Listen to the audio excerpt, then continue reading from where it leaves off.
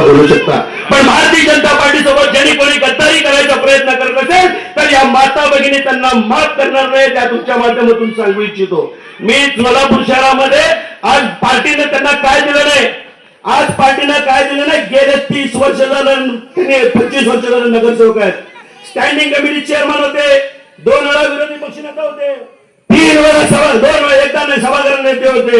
एवढं सगळं जर देऊन जर आमच्यावर अन्याय झाला असं म्हणत असेल तर येणाऱ्या 20 तारखेला कमलाच्या चिन्हासमोर बटन दाबून या सगळ्या उपस्थित सगळ्या माता भगिनी या ठिकाणी उत्तर देतील असं मी तुम्हाला या ठिकाणी या माध्यमातून सांगू इच्छितो. अनेक उदाहरणं आहेत, मला माफ करा मालक, मला बोलायचं आहे, या बोलण्यासाठी मी इथं या ठिकाणी उभारलेला आहे. तुम्ही जर असे सोलापूर शहरामध्ये महाराष्ट्र राज्याच्या माध्यमातून आणि केंद्र सरकारच्या माध्यमातून अनेक योजना या ठिकाणी आलेल्या आहेत. सगळ्यात महत्वाची योजना म्हणजे आज सोलापूर शहरामध्ये 6 विधानसभा क्षेत्र आहेत. त्या 6 विधानसभा क्षेत्रामध्ये जर बघितलं तर आपल्याला 17,000 लाडक्या बहिणींसाठी आमदार विजयकुमार देशमुख मालकांनी केलेला आहे.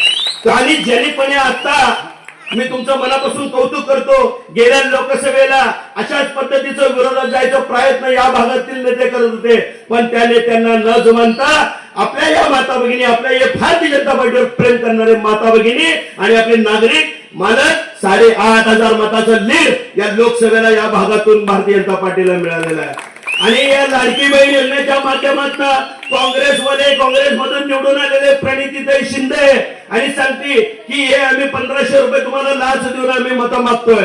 त्या बाईला काय माहितीये, भाऊ बहिणीचं प्रेम, भावाभावाचं प्रेम, आई वडिलाचं प्रेम त्या भगिनीला माहित नाहीये. पण या आमच्या माता भगिनींच्या अडचणी ओळखून आमचं महाराष्ट्र सरकार एक चांगल्या पद्धतीचा निर्णय, महायुतीचं सरकार चांगल्या पद्धतीचा निर्णय घेतलाय. जर एखाद्या चिमुकल्या बाळाला जरी आपण जर आजारी पडला तर त्याला 200-400 रुपये खर्चायला लागतात. दवाखान्याकडे न जाता आपण डायरेक्ट मेडिकल मध्ये जातो, 20-25 रुपयाच्या गोळ्या औषधं घेऊन त्या बाळाला देतो. त्यांना काय माहितीये काँग्रेसवाल्यांना आणि त्यांना काय माहितीये विरोधकांना, अरे कोरोनाच्या काळात हेच आमदार साहेब प्रत्येक प्रभागामध्ये, प्रत्येक घराघरामध्ये, प्रत्येक गल्लीमध्ये आम्हा सगळ्या नगरसेवकांना, भारतीय जनता पार्टीच्या कार्यकर्त्यांना सांगून प्रत्येक भागामध्ये धान्य वाटप केले, प्रत्येक भागामध्ये औषधोपचाराची व्यवस्था केली, अनेक ठिकाणी शिबिरं घेतले गेले. या तुम्ही सोलापूर शहरामध्ये बघत असताना तुम्हाला वाटत असेल राजू पाटील वगैरे भरपूर शिबिरं घेतात. आमदार साहेबांनी प्रत्येक कार्यकर्त्याला सांगून मोठमोठे शिबिरं घ्यायला लावायचे आणि चांगल्या पद्धतीचं काम करून द्यायचा प्रयत्न माननीय आमदार साहेबांनी केलेला आहे. तुम्हाला मी आता या ठिकाणी जास्त बोलत नाहीये, आमदार साहेब बोलणार आहेत, कोळी साहेब बोलणार आहेत. मी तुम्हाला जाता एवढंच सांगू इच्छितो, माहिती आहे मला कोण काय सांगतायत, कशा पद्धतीने वागतायत. ही जनता भारतीय जनता पार्टीच्या पाठीमागे भक्कम उभा राहील आणि येणाऱ्या 20 तारखेला एवढं बटन दाबतील, 8,500चं लीड तोडून 10,000चं लीड भारतीय जनता पार्टी प्रभाग क्रमांक 3च्या माध्यमातून आम्ही देऊ. या ठिकाणी मी माझे 2 शब्द ज्यांच्या जाण्यानं आम्हाला काही फरक पडला नाही, त्यामुळं आम्ही अजून त्याचा कुठेही उल्लेख करणार नाही. त्या विचारानं आपलं तोंड शांत ठेवावं. ज्यानं संघाला बाप, भारतीय जनता पार्टी माझी आई, हे काल पूर्वपण ज्यांचे वाक्य होतं, त्याने आता थोडस आपल्या मनावर, आपल्या बुद्धीला, या घराशेजार असणाऱ्या गणपतीला स्मरून सांगावं, भारतीय जनता पार्टीनं आपल्याला काय दिलं, आपली लायकी काय होती, आपली अवकात काय होती. आपण 10 बाय 10च्या घरात असतो, आज आपला जो टोलेजन बंगला झालाय ते कुणाच्या जीवावर झालाय त्याचं जर आत्मपरीक्षण करावं. आणि भारतीय जनता पार्टीशी अजूनही तुम्हाला आव्हान आहे, तुम्ही महेश कोटे नाही, अजून कुठले कोटे कुठून घेऊन या भागातली जनता भारतीय जनता पक्षाची आहे, कुण्या एका व्यक्तीच्या मालकीची नाही.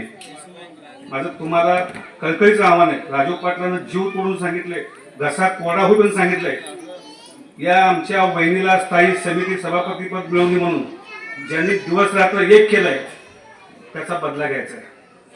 का हो, राजू पाटलाची बायको स्थायी समिती सभापती होऊ नये, किती अन्याय. सगळं काय मलाच पाहिजे, मला बरंच बोलायचं आहे, पण तुमच्या काही सूचना आहेत म्हणून थोडं संयम आहे. त्यांनी जर अजून तोंड उघडलं तर मला तुम्ही त्या सभेला येऊ नका, हे आम्ही 3-4ची सभा घेतो. आणि आता राजू पाटलांनी सांगितलं 10,000चं लीड.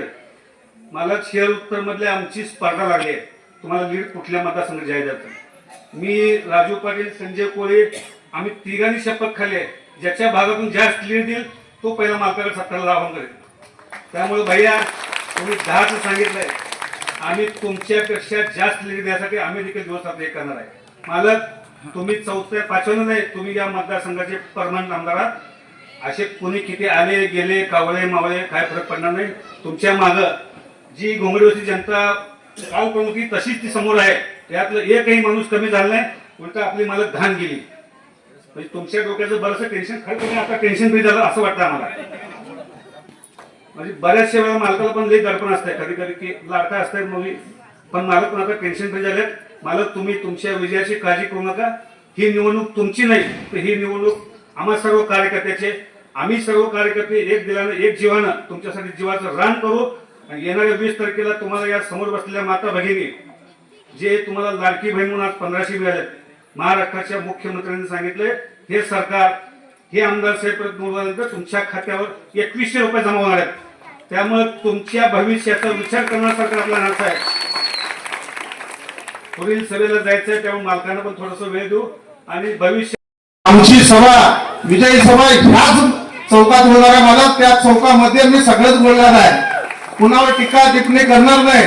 राजू पाटीलनी भरपूर बोललेलं आहे, तेच सांगणार नाही. परंतु ही 2020 मॅच आहे. मला तुमची निवडणूक आज आमच्यासाठी खऱ्या अर्थाने ह्या भागातील लीड देण्यासाठी आहे. आमच्या भागावर प्रेम करणारे हे नागरिक एवढ्या संख्येने उपस्थित राहिल्याबद्दल मला येणाऱ्या विधानसभेमध्ये सगळ्यात जास्त या प्रभागाने लीड देण्याचं या ठिकाणी अभिवाचन देतो. आणि जाता जाता सांगतो, अभी बहुत खिलाडी बाकी है, आनंद जाधव येते, परंतु आज मालकांच्या उपस्थितीमध्ये कोणी बोलणार नाही. त्या ठिकाणी 3च आम्ही नगरसेवक बोलत आहोत.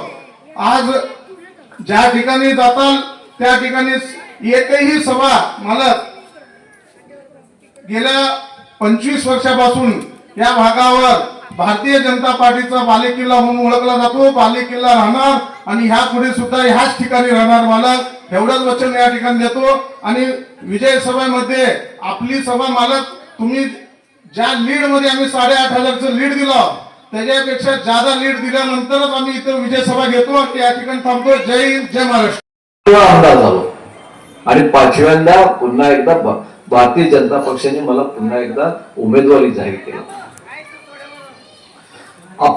केंद्रामध्ये सत्ता आपली आहे, राज्यात आपले गेले 10 वर्ष झालं आपल्या देशाचे पंतप्रधान नरेंद्रजी मोदी आहेत. आताच मी सांगू इच्छितो की माझ्याजवळ एक मुलगी समोर उभारली होती, मला नमस्कार केली. मी त्या मुलीला म्हणलं की ताई इकडे वर ये. ती नको नको म्हणत होती घाबरून. मी तरी हे म्हणलं. ती आली अजून बाजूला बसली. मी म्हणलं का बरं नमस्कार करा. नाही मला बीजेपी लय आवडत आहे. विचारा तेव्हा मुलीला, मी खोटं सांगत नाही. ती मुलगी म्हणली मला बीजेपी फार आवडत आहे. मी म्हणलं तुझं नाव काय. ती म्हणली दौलताबादकर. तेव्हा मी त्याला म्हणलं की का बरं आवडत आहे. नाही सगळे म्हणते मोदींचं काम फार चांगलं आहे, मोदींचं फार चांगलं आहे. या देशासाठी मोदी म्हणजे एक विकास आहे. ज्यांनी या देशाला देश स्वातंत्र्य होऊन 75 वर्ष झाले, पण या देशाने विकास बघितला नव्हता. केवळ 10 वर्षामध्ये या देशाचा जे विकास केला, म्हणूनच आपण सगळे भाग्यवान आहोत. मोदी सारखे पंतप्रधान तिसऱ्यांदा या देशाला झाले. या देशाचं संरक्षणाच्या दृष्टिकोनातून असू द्या, या देशातल्या ज्या वैज्ञानिक दृष्टिकोन असू द्या, या देशातल्या शेतकऱ्यांसाठी असू द्या, की अनेक दूरदृष्टी ठेवून आपल्या या देशाचा विकास करण्याचं पूर्वी बघितलं असतं तर आपल्या ज्या सरहद होतं, देशाची बाउंड्री होती, सातत्यानं कुरगुड्या सातत्यानं इतर आजूबाजूचे आपले देश करत होते. पण आज आपल्याकडे कोणानेही डोळे वर करून बघण्याची ताकद ह्या मोदीने ठेवलं नाही. एवढी मोठी ताकद निर्माण आपल्यात. आपण या जगामध्ये महासत्तेकडे निघालो केवळ म्हणजे केवळ मोदी साहेबांमुळे. आपल्या देशाचे पंतप्रधान म्हणतात की या देशाची प्रगती जोपर्यंत शेवटचा माणूस प्रगती होत नाही तोपर्यंत या देशाची प्रगती होऊ शकत नाही. म्हणूनच या देशातला शेवटचा माणूस, सर्वसामान्य गोरगरीब तळागाळातला माणूस आपलं केंद्रबिंदू धरून या देशाचा आर्थिक विकास केला जात आहे. पूर्वी कधी असं होत नव्हतं. मोदी साहेबांनी आपल्याला पिवळं रेशन कार्डला 35 किलो धान्य मोफत दिलं. आपल्याला जीवनदायी योजना आणलं. 5 लाखापर्यंत आपल्याला आरोग्य सेवा मोफत आहेत. अनेक योजना आपल्याला घरकुलसाठी आपल्याला घरकुल योजना आणल्या, पंतप्रधान आवास योजना आणल्या. असल्या अनेक योजना या केंद्र सरकारने सर्वसामान्य माणसाला आणलं. शेतकऱ्यांसाठी आपल्याला दर महिन्याला 1000 रुपये त्यांच्या खात्यात भरलं गेलं आणि शेतकरी सन्मान योजना त्यासाठी आणलं. आणि आपल्या राज्य सरकारने केंद्र सरकारच्या आधाराने आपल्या राज्य सरकारच्या आधाराने जाहीर केलं आणि महिन्याला 2000 द्यायचं ठरवलं. एवढंच काम नाही तर आपल्या या राज्य सरकारने अनेक योजना आणल्या. Like, subscribe, click on the bell.